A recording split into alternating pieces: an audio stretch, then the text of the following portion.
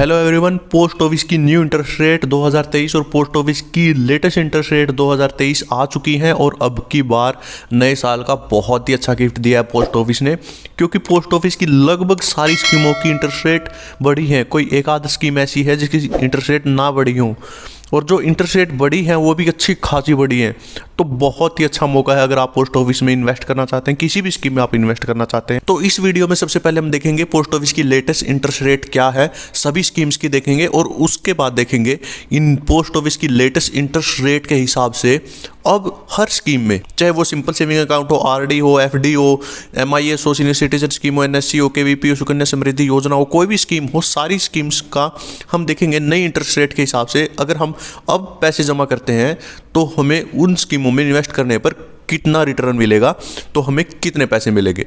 तो आइए जानते हैं हर स्कीम में इन्वेस्ट करने पर हमें कितने मिलेंगे और पोस्ट ऑफिस की नई लेटेस्ट इंटरेस्ट रेट क्या है। सबसे पहले हम जान लेते हैं कि पोस्ट ऑफिस की लेटेस्ट इंटरेस्ट रेट फिलहाल अब क्या है, जो 1 जनवरी 2023 से लागू रहेंगी और 31/3/2023 तक वो बनी रहेंगी। तो सबसे पहले बात करते हैं हम सीनियर सिटीजन स्कीम के बारे में। सीनियर सिटीजन स्कीम 5 साल की स्कीम है और अब इसकी जो इंटरेस्ट रेट है वो 8% हो गई है। फिर है सुकन्या समृद्धि योजना, ये 21 साल की स्कीम है, इसकी इंटरेस्ट रेट 7.6 है, इसमें कोई बदलाव नहीं है।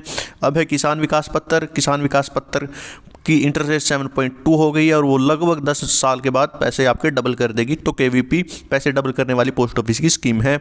अगली बात करते हैं पीपीएफ यानी पब्लिक प्रोविडेंट फंड की।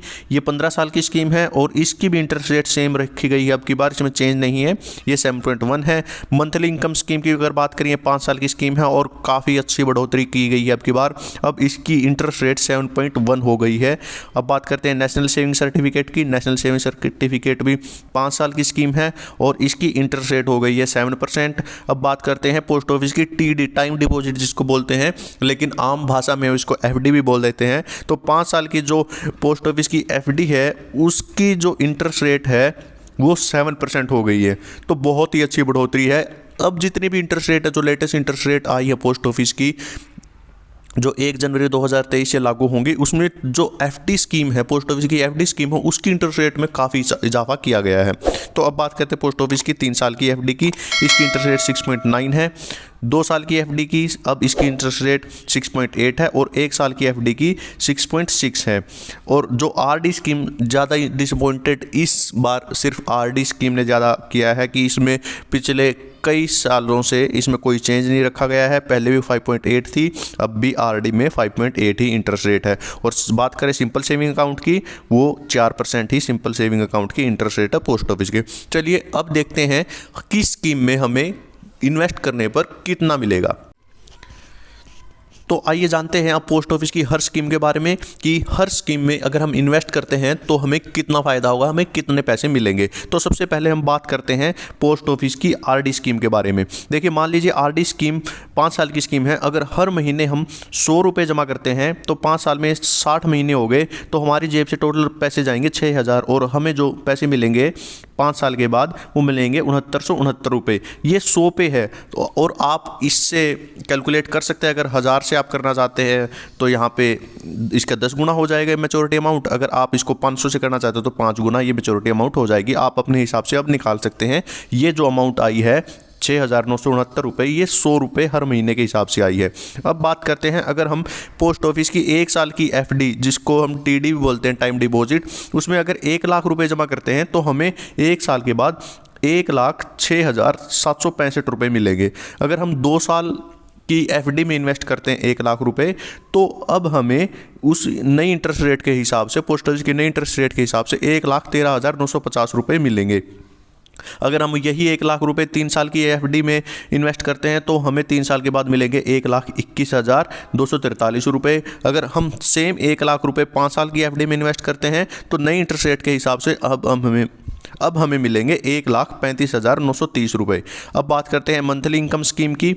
मंथली इनकम स्कीम में अगर हम 1 लाख रुपये जमा करते हैं, क्योंकि एमआईएस स्कीम है, तो हर महीने इसमें हमें इंटरेस्ट मिलता है। तो हर महीने हमें 591.67 पैसे हमें इंटरेस्ट मिलेगा। ये 60 महीने तक मिलेगा। तो टोटल अमाउंट जो हमारे 1 लाख रुपए की हो जाएगी वो हो जाएगी 1,35,500 रुपये।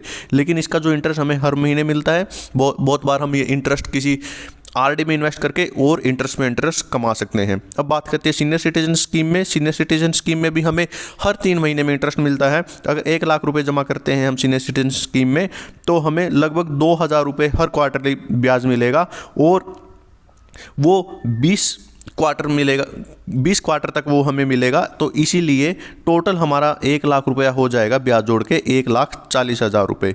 अब बात करते हैं हम MIS प्लस RD। अगर हम MIS कोई अकाउंट खुलवाते हैं और उसका फिर ब्याज अगर हम RD में इन्वेस्ट करते हैं तो हमारे टोटल 1 लाख रुपए हो जाएंगे 1,41,237 रुपये।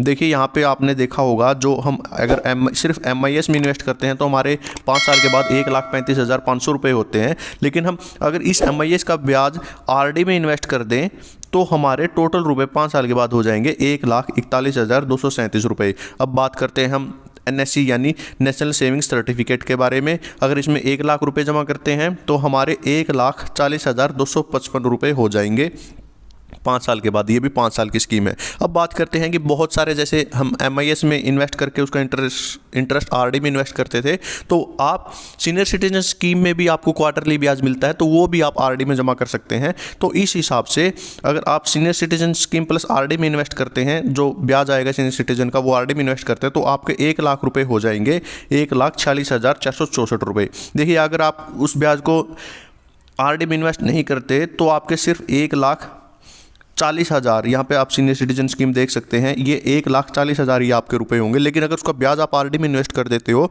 तो आपका लगभग 6,000 के आसपास, 6,500 के आसपास और आपका फ़ायदा हो सकता है। तो आपके टोटल रुपए हो जाएंगे 1,46,464 रुपये। अब बात करते हैं हम KVP की, किसान विकास पत्र, जो पैसे डबल करता है। तो ये लगभग 10 साल में आपके पैसे डबल हो जाएंगे, वो हो जाएंगे 2 लाख के आसपास। अब बात करते हैं PPF की। PPF देखिए 15 साल की स्कीम है और आप इसमें मंथली भी आप इन्वेस्ट कर सकते हैं। आप इसकी मैक्सिमम लिमिट एक फाइनेंशियल ईयर में 1.5 लाख है। ऐसे ही सुकन्या समृद्धि योजना की 1.5 लाख है। तो आप अगर मान लें हर महीने 1,000 रुपये मंथली जमा करते हैं 15 साल के लिए, तो आपकी जेब से जाएंगे लगभग 1,80,000 रुपये और मैच्योरिटी पर आपको मिलेंगे 3,15,572 रुपये, यानी 1,35,572 रुपये आपका इंटरेस्ट हो जाएगा PPF में 15 साल का। अब बात करते हैं हम सुकन्या समृद्धि योजना की। तो सुकन्या समृद्धि योजना भी अगर हम हर महीने 1,000 रुपये जमा करते हैं, 15 साल तक आपको इसमें इन्वेस्ट करना है और 21 साल की मैच्योरिटी है, तो आपकी जेब से जाएंगे 1,80,000 रुपये और आपको जो इंटरेस्ट मिलेगा 21 साल के बाद जब मैच्योरिटी होगी वो मिलेगा 3,30,373 रुपये और जो हो जाते हैं लगभग 5,10,373 रुपये। तो आप अगर हर महीने 1,000 रुपये भी जमा करते हैं तो लगभग 5,10,000 के करीब आपका सुकन्या समृद्धि योजना में 21 साल के बाद, 15 साल तक आपको जमा करने, 21 साल के बाद उसके पैसे हो जाएंगे। अगर आपको ये वीडियो थोड़ी भी इन्फॉर्मेटिव लगी हो तो चैनल को लाइक, शेयर एंड सब्सक्राइब कर दीजिए और जो भी आपके नोन या रिलेटिव हैं जो इन्वेस्ट करना चाहते हैं आप उसको शेयर कर सकते हैं ताकि उनका इसमें बेनिफिट हो सके। वीडियो देखने के लिए आपका बहुत बहुत धन्यवाद।